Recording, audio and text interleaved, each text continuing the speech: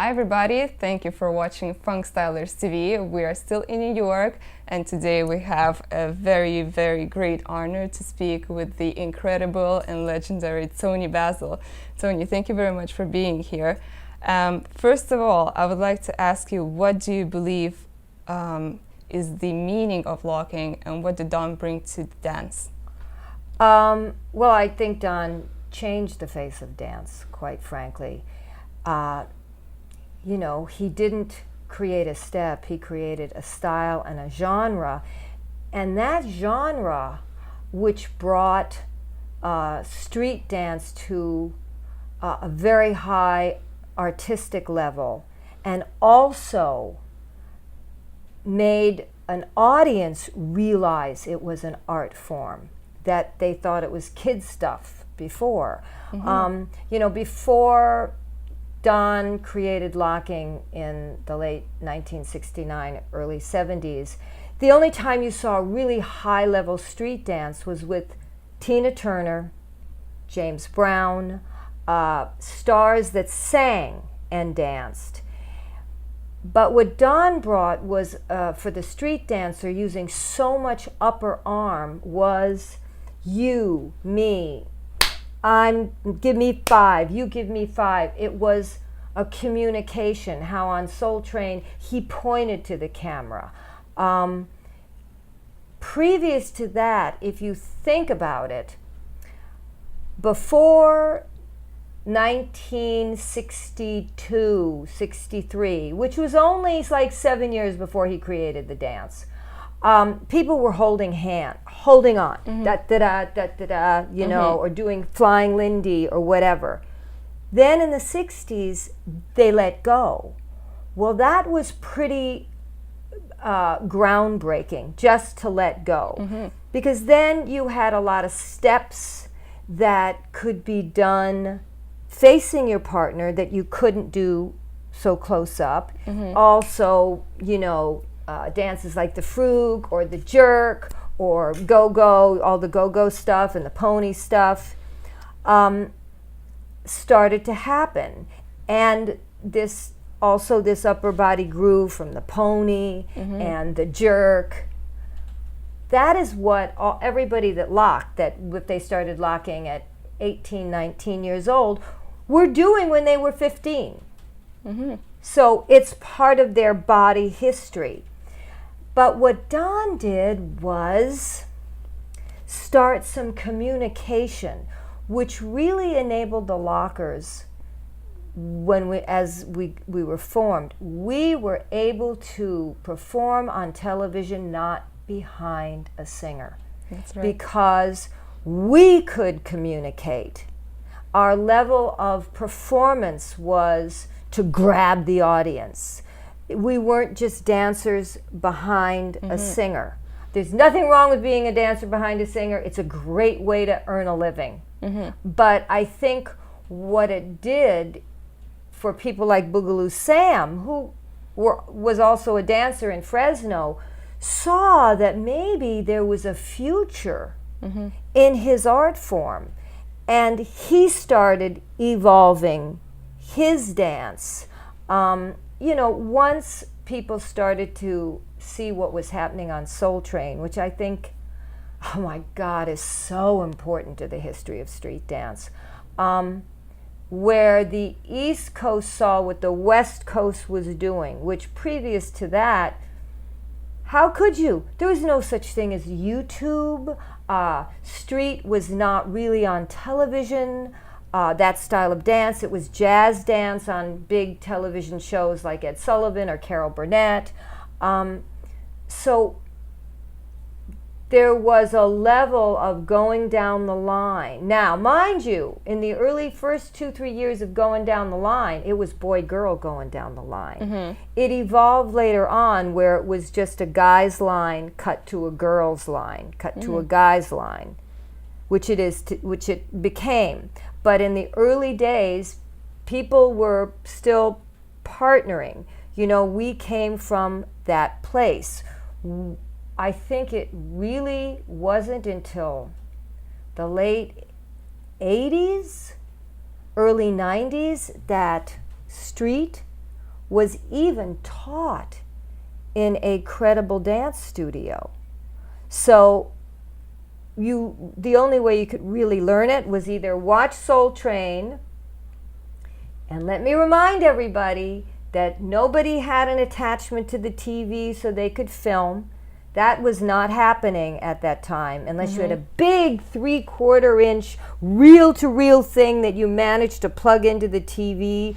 I mean, you could not film what was happening and look back. You only had that one shot at it. One shot to bite those moves, and that was it until the next week.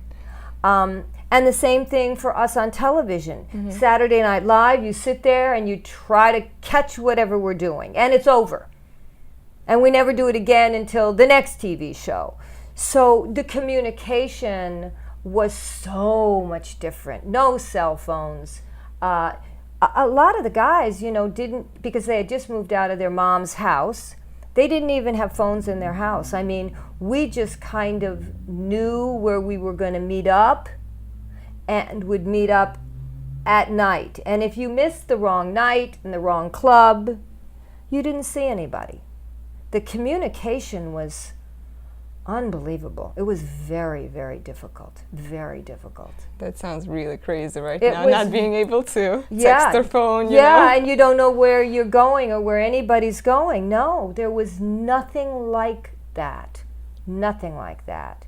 And, people went to clubs and still, danced, male, female. I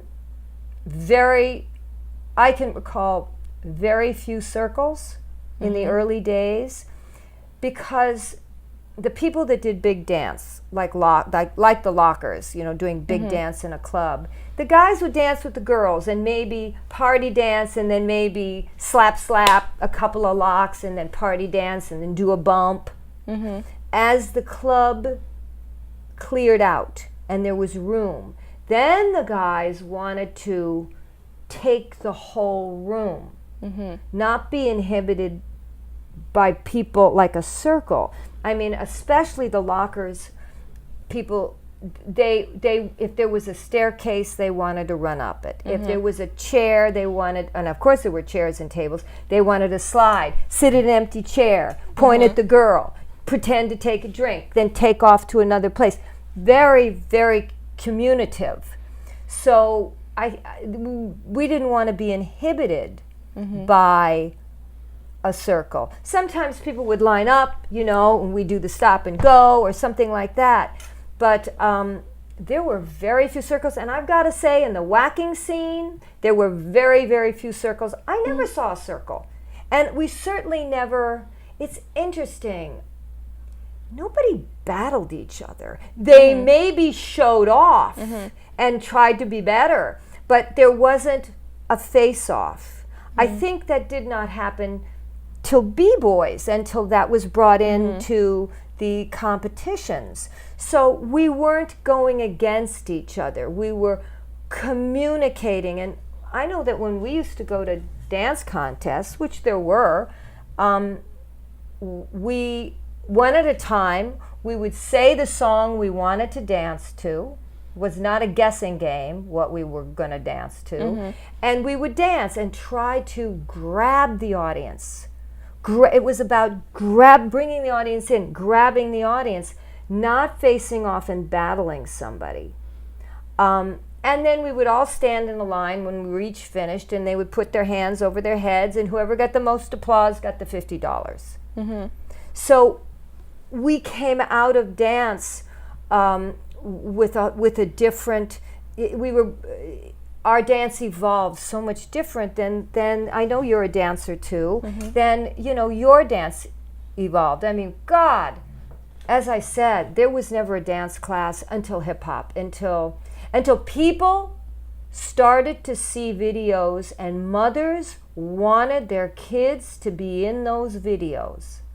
And then all of a sudden you started to see these schools that never would let any street dance be taught. All of a sudden you saw something in a category that said video choreography. You could learn the choreography to certain videos. And that was kind of, certainly in LA, the beginning of the first guy that I ever know that taught a class was Oliver Crumbs, and he was the blonde guy in Madonna's Truth and Dare. He's the blonde dancer in Vogue, the hip hop dancer, and he was in a phenomenal group in LA in the mid '80s when trendy dance, LA trendy dance was so in style, called the Jammin' Lovers. That style of dance is indicative of what the style was that Bobby Brown did in Every Little Step You Take, which kind of was the big right-hand turn, not away from Michael, because Michael is Michael, and his style is forever. But you saw something else was happening. And really Bobby Brown and Every Little Step You Take was a really great example of LA trendy dance at that style. I believe these backup dancers, you can blog me if I'm wrong, I think they were called Heart and Soul. Okay. And, but wow, to me, that Bobby Brown piece was so sexy and sensual. I mean, wow. And the contests in LA of those guys, the trendy dance contest, was incredibly sexy. These guys in suits and you know, those great haircuts, and you never knew what color hair people were going to come in. So really, up until that time, it was so sexual. Early hip hop, whacking, of course, for the gay community, because really the straight community did not take that on, especially guys. Shabba-Doo was the first person to really have the balls to go out there and whack, you know, and whack like a man, because quite frankly, whacking as locking, it's about, you got the step, you got the groove, but it's about your inner soul and your personality and what you do with it. And as I'm moving back in time to the lockers, people's perception of locking that I see in competitions is way too clownish. I agree. What do they lack? What is Well, missing? they lack sexuality. They lack the funk. You know, they might as well have the clown flowers that squirt water, like, you know, it's all, yes, it was a positive dance, but it wasn't a clowny dance. Don was never clowny.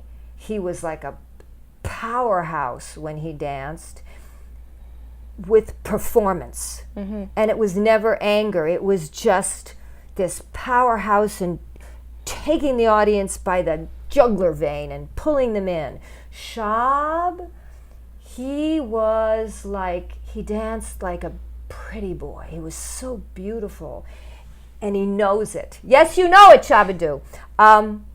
And you know, all his stuff had this flow and this sexuality that was so dynamic. Fluky was sharp, but Fluky was a very famous cheerleader at Crenshaw High in Los Angeles. And as we all know, cheerleading is very stick-oriented. So if you know, Fluky was a cheerleader, you saw that he brought those leaps, you know, what Fluky did. Slim the Robot was really the funniest of us all, except when you saw us in our 2-minute routine, because on television all we could do was 1:50 or 2 minutes at the most. Slim came out, shot fire as a robot. So you never saw his locking personality, and his personality in dance contests was hysterical. Just hysterical. So you kind of missed what Slim was about. And then there's Fred Berry, who, I mean, internationally, I know a lot of people know he became one of the biggest stars the 80s, from the mid-70s to the 80s, because he starred on as rerun on What's Happening. You know, and Shabba-Doo became a movie star, and I became a singer, and we all brought an individuality to that dance of our personalities charismatically. And I think it transferred through the TV screen. I look back at our stuff and I go, God, we were sloppy unless we were doing story stuff. When we were doing story stuff like Casey at Bat, these poems and things, oh my God, we were phenomenal. But nowadays, oh my God, if you look at the routines, the locking routines they're doing in Japan and Osaka, everywhere, it is so much cleaner than we ever were. And I mean, had more steps in one routine than we had in one 3-minute routine than we had in our 45-minute show. Because we were not unison dancers. We were never unison dancers. The group formed, and what happened was we were individual charismatic people that shocked an audience. The audience didn't know what hit them. They had never seen street like that. They had never seen high performance street, except with James Brown, Tina Turner, which really were not on television either that much. And they just didn't know what hit them. They did not know what hit them. And we had a wide range audience. I think in one year, we were on Saturday Night Live. We opened up for Frank Sinatra at Carnegie Hall, and we opened up for the Funkadelics at Radio City Music Hall. What group, my God, in retrospect, had that kind of wide range audience? It was phenomenal. It was really, really great. It was hard to finally to make it happen. It was 3 long years of Don and I going to places, bringing them to places, bringing people down to see us just dance at the Summit, at the Citadel, and finally this little idea I had dropped a half a year before at Dick Clark Productions with a film that I brought of Don, and everybody would say, it's brilliant, but what do we do with it? Because there's nothing like it. And there was certainly never a group on television. I mean, it was unheard of. What do we do with it? And we got a break with the Roberta Flack special, where actually, it's a very big stretch, they were going to hire the Alvin Ailey dancers. And they were having a whole union situation problem from the union that they were in transforming to television union, because there's so many different unions for different, like a movie union, a TV union, a live performance union. And they called me up, remember that guy you showed us, are there more of him? That's what I got. Are there more of him? Well, yeah, because I had choreographed for Dick Clark. I'm 7 years older than Don, or 6, I forget. So I was a choreographer, and I had worked for Dick Clark before, and they said, well, is he in the union? I said, no. They said, good, because he can do one television show on what they call a Taft-Hartley law, which means he doesn't have to be in the union. The next time, he has to be in the union. So I said, well, none of them are in the union. And they said, okay, we want a whole mixed group. We want girls, we want guys, we don't want all black, we want white people too. Now this is not a racist thing, because when I get calls to choreograph now, oh, we want a whole urban looking group, or oh, we want gorgeous girls, or there's a request because they have a concept of what they want the video to look like. And that's what they wanted it to look like, because Roberta Flack, who had a big hit, was crossing over huge to a wide audience. And so we did that show. We put that together, and I put out a thing in the I think it was the Hollywood Reporter, the Campbell Lock dancers. Because I thought, oh, there's a shot at this. And we'll just see what happens, and then we'll see what works in the group and what doesn't work. And we got an agent immediately, a big agent. And we were on our way, and I think we did another gig that Don was not in, because he was with the Soul Train gang also in New York, opening up for James Brown. Right. And Shabba-Doo stepped in his place. And the moment Shabba-Doo was in the group, and that was just one gig Shab didn't do with us. There was Don didn't do with you. You mean Don didn't do with you that one Yes, gig. but it was the first. But Shab didn't do the Roberta Flack with us. Oh, okay. See, so Shab jumped in Don's place when Don was out for our second show. Okay. And there was no replacing Shabba-Doo, because what we were, there was a little short, heavy, stocky guy that, jumped on his butt. Who's seen that before? There was this gorgeous Latino guy with this hair like this. There was the girl. There was, Fluky, who danced his style. There was Gray. So we started to see that what we were these charismatic personalities, because on Roberta Flack, we did dance behind her. We were like, moving props or something. But we were unusual enough that we caught everybody's eye. And and this is before the word crew was even invented. This was 1973. And Soul Train happened in 1971. Don created the dance in 1970, so 70, 71, 72, 73. It was 3 years of beating down doors relentlessly.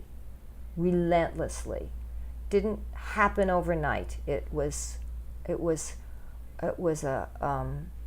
a struggle, but I could see the future, because everybody would say, this is brilliant, but what do we do with it? And I kept telling them what they could do with it. And finally the opportunity happened. I'm so glad it did, because now you can see it's changed the face worldwide. of dance. Completely. It changed the face of dance. Without that, Sam even says it wouldn't have happened in the way, like, oh my God, we have a career. We could have a career if we invent something. And, it just, the audience, people, agencies realized, ooh, this is an art form. This is like tap. This is like ballet. This is on the level of all of that. Before that, it was kids' stuff. Okay. So earlier in our conversation a few days ago, you mentioned that women back in the 70s never did just locking. What else would they dance, and why do you think there are not that many female lockers even today? Well, I think it's a very masculine dance. It was always meant to be a very masculine dance. And if you look back, and it's so important for people, I mean, just for their own enjoyment, but if you're going to lock and you're a female, to look back at Demita Jo Freeman, Pat Davis, known as Butterfly, and all the other phenomenal girls that walked down that line, with ideas and all sorts of... they took social dance and made it bigger. So if the step was just like this, they would make it bigger. Everything was made bigger. The robot was very, very popular at that time. Demita and Pat both used the robot, but they used the robot as a character. They just didn't do a robot. They were a doll, or they were coming at somebody. Those two women communicated to go to, so many people have seen Demita with James Brown on Soul Train, but Demita with Joe Tech, with James, she danced on the instrumental breaks. With Joe Tech, she danced the whole dance, and he sang the song, and she enacted the song and related to him. And this is what I'm talking about. There was this relationship, male-female, but there was a communication of storytelling that hadn't happened with the go-go scene. You know, something else started to happen as on a performance level. And wow, I think Demita with the Joe Tech was wearing the hottest pants you could find with some little thing hanging from it. I don't know what that was, but oh my God, for this young girl to improvise spontaneously on a level that she did, wow.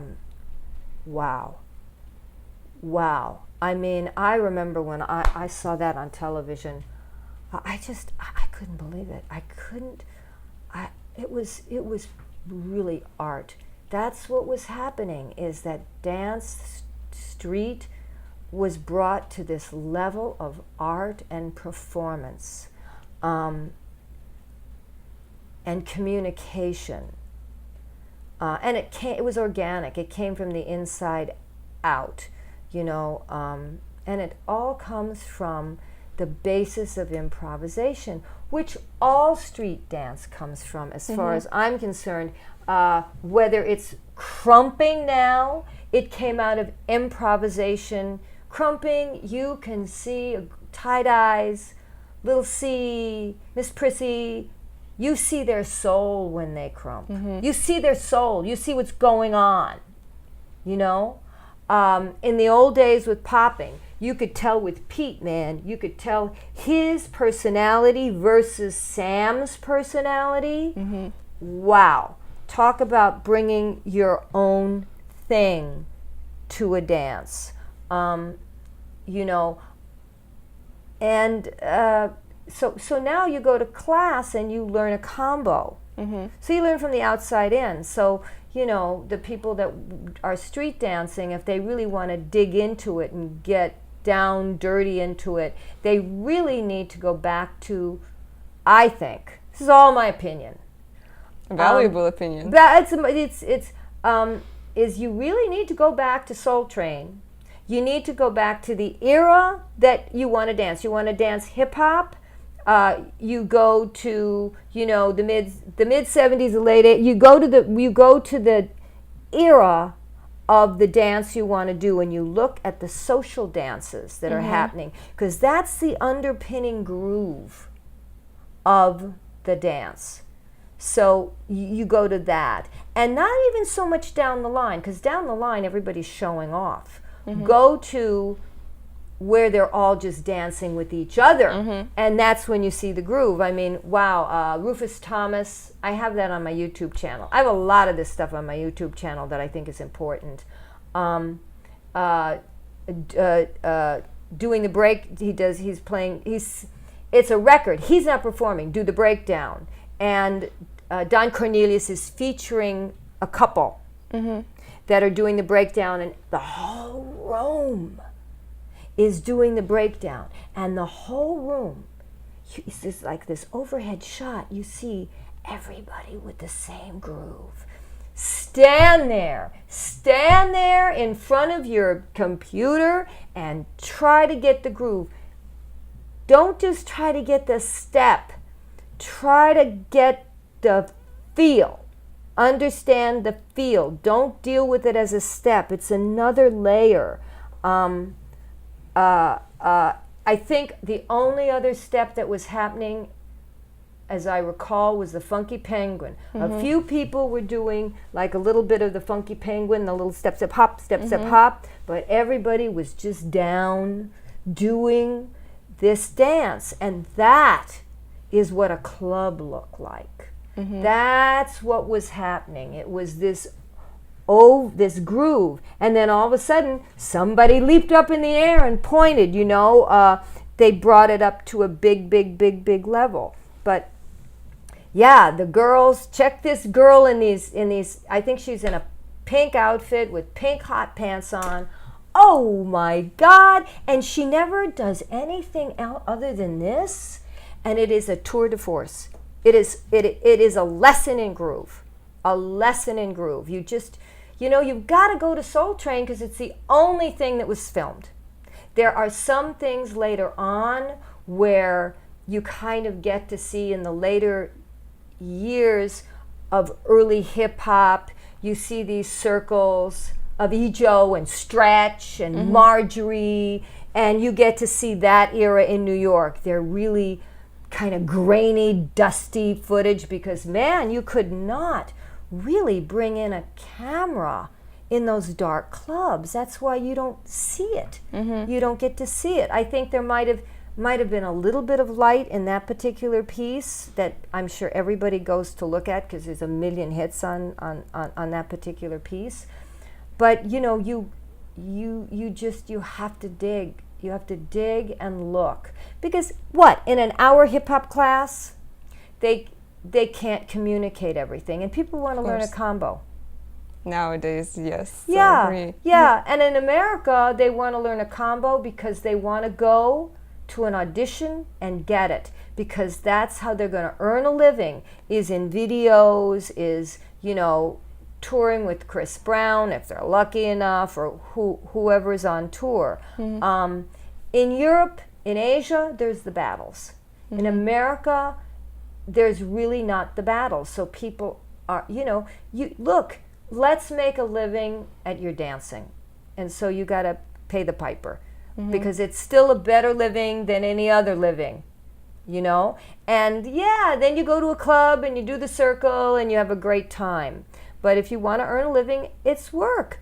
You go to work to get your paycheck, So of course, I don't blame everybody for they got to study. And if they're smart, they'll go to the workshops and the classes of the teachers that are the choreographers, like Showtime, who works. He's got classes in LA. Marty Kudelka, who works with Justin Timberlake. Hey, get on that tour.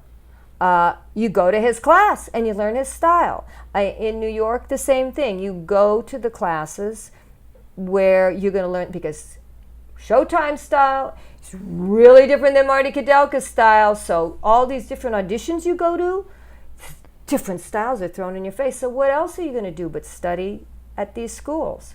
You're a different dancer because you're earning a living in a different way. The battles are something else. I mean, I start to see, and it's tough because in the battles, when you're facing off, there's this there's an arrogance and there's a fighting mode, which is not necessarily the right personality for the dance.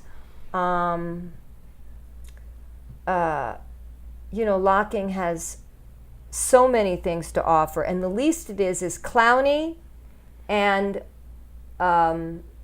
negative, and that's exactly what comes out in the competitions. You're either negative at your partner, or you're the person you're going up against, or you're clowny. It's the least of what locking is about. House dancing, I can't believe the negative, sometimes how people are facing off with each other. House dancing to me is like if Fred Astaire was a hip-hop dancer now. God, you never saw Fred Astaire with he was floating, they were like in heaven. There's this gallop, there's this beauty about house that doesn't seem to work with a negative attitude at your, but it's a different time period. So it's just the way I look at it. I'd just love to see, I'd love to see a little bit more of the dance individuality and the personality of the dance, rather than the personality of being against somebody. There was a recent battle, Tiffany Bong and Firelock, and they battled each other, and it was the most divine, friendly, brilliant battle. They were both extraordinary, And people were saying it wasn't a battle because they weren't angry with each other. Well, Tiffany had just driven Firelock up to San Francisco. They were coming together. I mean, what are they going to pretend they're angry with each other? It was so beautiful. They danced at each other and they showed off, hey, you know, but there was this relationship and this friendly show. It really, I thought it was beautiful, and they caught hell because nobody thought their attitude was angry enough. Really? Wow. I mean, I don't know what to say about that. But Tiffany danced like a girl and he danced like a guy, and I just thought it was really beautiful. So really it is about the exchange, you know, not so much about the, you know, aggressive attitude. Yeah, really. yeah. Look, if you put on James Brown and it's called Sex Machine, why would you dance angry at the guy you would dance Sex Machine? Yeah. You know, you would try to grab on to a lyric, because the lockers love to grab onto lyrics, because then they could story tell with the lyrics. That's a whole nother layer. I understand it's lost with people that don't speak English. When they hear those lyrics, they don't know what they're about, so that's another missing layer. I remember I was judging a competition, I don't remember what country. There were two girls, and Sex Machine went on, and neither of them addressed what James Brown was saying. Neither of them.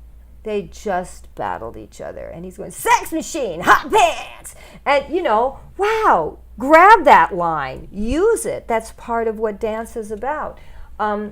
So, yeah, communication and listening to the lyrics. And if the lyrics aren't angry, I don't know why you should be angry. I agree with you. You know? I agree with you know.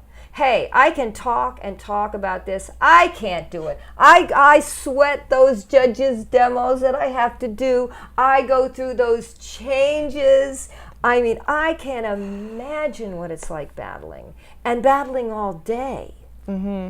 You battle all day to get into the final. You're so tired by the time the final happens that you're just staggering out there. Look, and dancing to music half the time that you don't like, because we just, in a club, we didn't like the song, we just let it pass by.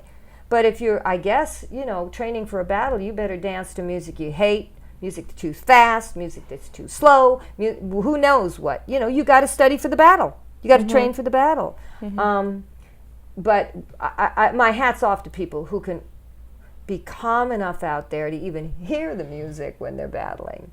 I mean, I'm sure I just fog out and pass out or something. Because when we did contests, we just got out there, called out the song we wanted, and looked at the audience. You know, we hadn't been battling all day either. You know. Yeah, it is very tiring, I must admit. Sometimes you don't even want to go to the battle because you know it's going to be a long, long day. You know, sometimes you would just prefer to go to a club and, you know, just dance to music that you want to dance to, you know, and dance when you want to dance to, not when someone schedules you in for 30 seconds. Right. That's all you have, you know. That's right. No. And it's another art form. It's truly another art form, like auditioning is another art form. Picking up the combo. You know, all of that stuff. It's each layer, each genre, that whatever you choose is another art form that you have to really study for. You know, it's a different dancer than in our day. You know, but if you're going to dance the era, when you choose an era, you should go back and add a layer of what originally was happening. You actually answered quite a lot of my questions. Yeah, I don't stop talking. Once I start talking, no, that's really good because I'm so enthusiastic and I do have an opinion, but it is my opinion. It doesn't. Yeah. You know. It's just but what that's I why we saw. talk to people. Don and I have talked about things, and I'll say, "Do you remember when?" And he does not remember. And he'll say to me, do I remember? And I remember something totally different, and we experienced it in the same room, and we recall it differently. So that's why I say it's just my opinion, because we all, now in retrospect, how many years later, 40 years later, whatever it is, hey, you just, you all remember it different. It's just true. all remember it different. It's individual perspective of, experiencing things, really. Yeah. So that's why I like to talk to many people and see how they experienced it and why are they saying what they are saying. That's really useful. It's really useful to get different opinions. And some people too, you got to figure out what their age is and how old would they have been with what they're talking about. Because a lot of people that talk about locking, which was so long ago, if you figure out their age, you go, how could you be in that club with them? You would have been 11. The clubs are 18 and over. There's a lot of, figure out the age and the year, because a couple of years, 3-4 years, makes a big difference whether they were really in that club or not in that club. When all of a sudden you realize, they were in the club in the mid-70s. Well, the lockers were the lockers in 1973. So they were already the lockers. It was already happening. Things were changing because girls started to just straight lock. I think once I was on television straight locking, that kind of shifted, because I was doing girly things, doing like little funny turns and a seat step and, trying to keep it female. I remember that one of the first solos I did the splits. I would come up and I looked at it on television and I thought, why am I doing the splits and coming up when Don jumps from the rooftop and does a split and comes up, when Fluky is flying through the air and doing a split? And why am I doing a split? What do I have to offer? I turn. Okay, how can I make my turns really work with locking? I think I know that you're going to, you said you wanted to talk about bringing in individuality. Yeah. And I think you've got to find what you have to offer and not hide it, but see how you can make it work. And still make it work, for me, that it still fit in locking. That it worked in locking. Sometimes in the hip-hop now battles, I can't tell the difference between, are they in a popping battle or is this a hip-hop battle? Because so much popping is used in the hip-hop battles. And wow, a lot of b-boys are turning to house because they have these fabulous tricks, and if those b-boys can really dance, like dance, they're perfect for house. There's a lot of guys now that are doubling in house and top rock, and they can. I noticed that as well. Yeah, they can fit in those genres, and it makes the dance spectacular. I think house is really blowing up. I think it's been since the judges battle the winners. I think that's made a big difference, and I think it started in Amsterdam and House Dance Forever. I could be wrong. That's the first time I noticed it, that it was happening. I think that's the first time I saw it too, actually. Yeah, I remember somebody saying, hey, the judges in the house are battling the winners. I thought, oh man, they better not start doing that with locking, because we're going to be in big trouble. Please don't let that happen in locking. But I think everybody knows we're a little too mature for that. When Firelock judges, he could battle the winner, but but the house dancers, the original house dancers are still young enough to battle. And they still want to. The testosterone is still flying through their bodies. So they want to get out there and battle. They have no problem with that. I think you've got to bring. Demita was a trained dancer. She went to ballet class. She was in ballet class, the same ballet class, Tanya Lachines, that I took. It's just her funk was so incredible, but she always stuck her leg out in the air, and that's all her ballet training. She brought to it. She brought to her dance, to her street, what she knows, you know, and you kind of, what do I have to offer instead of imitating? You know, yes, you want to learn the silhouette, bam, you know, you want the generics of it to be correct, and then where do you go from there? What can you bring, you know? What Fluky, as I repeated, he brought his cheerleading. Mm-hmm. You know, everybody brought something. You bring Which something worked. to the table. Yeah. Otherwise, you know, it's still fun, but you know, you want to. It's like, look at what Picasso did. He turned those faces inside out and sideways and put the nose in the wrong place. I mean, can you imagine what that was like in that time period? How radical that was? And the moment it worked, like everybody copied. Mm-hmm. Everybody copied. So, you know, you might have something radical to offer, and, you know, it's just keep punching away. Look at Crumping came. I mean, there's so many different regional dances, juking, and so much stuff. Whether they stick or not, then you still can, you know, pull that into your dance.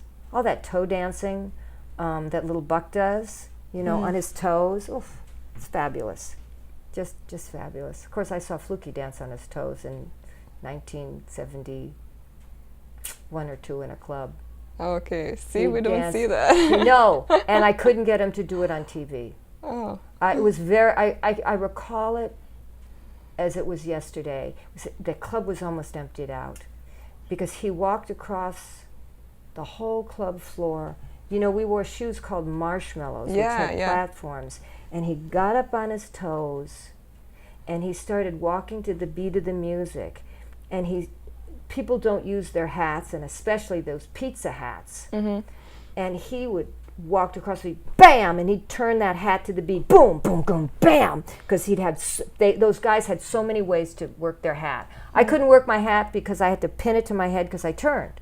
So I never worked the hat. But bam, boom, and he did the whole thing across the dance floor on his toes and just hitting hat poses. Oh, Fluky, let's do that on the next. It's old. What do you mean it's old? I did it last week. We did it last week in an empty club. Nobody's seen it. It's old. It's old. I couldn't get him to do that. Because I used to try to figure out what is the individual thing and suggest the individual thing and say, Don, you did this, why don't you do that there? I mean, what I'm going to tell, what my job was to take what I saw, take what blew me away, and give it back to them and make sure it got on TV. You know, that was the choreography. That was the staging. That was my contribution. And then as a female, whatever are my turns, you know, and my attitude, like as a performer. So we all brought something to the table. We all did. Okay. Thank you very much for this interview. I said it was going to be 15 minutes. I know. think it's it was supposed to be 15 minutes, but it's a lot longer than that. Yeah. So thank you very much for sharing your knowledge and your experience. As usual, guys, the information about Toni Basil will be in the description of this video. And if you haven't signed up to Funk Stylers TV, if you still haven't subscribed to us on YouTube or liked us on Facebook or are not following us on Twitter or Instagram, you can do it right now. And I'd like to say that I have a YouTube channel, a very meager one, but it has all of my videos on it. It also has so much of the lockers on it. I mean, almost everything we've done. And it has what I feel historically is about 10 different videos, starting from traditional African to Lindy to go-go, to what I think was important, like 5-year changes. Every 5 years something happens. So that's on my channel. And if you go to Street Star, which is another piece I did, it tells you how I heard about Don and how I searched him out. And that's on my YouTube channel. It's on a piece called Street Star. So that's why she didn't ask me about how I found, what happened, how I first saw. Before, yeah. Because I've already talked about that on Street Star, and I think you'll really love it because I have old pictures and old pictures of the original whackers on that, because it was a real original guy that started posing in 1969, Lamont Peterson, that told me about Don. Okay. He's very, very important in the whacking scene. Okay, so guys, all the links will be right underneath this Yeah. video. I thank you again. Oh, thank you. Thank you very much. And no, it's probably what 12 a.m. now. Oh, we've got to go to the Yes. Rumble Ball. We're going to go to the Rumble Ball tonight. Thank you very much, Okay, and see you great. soon, guys.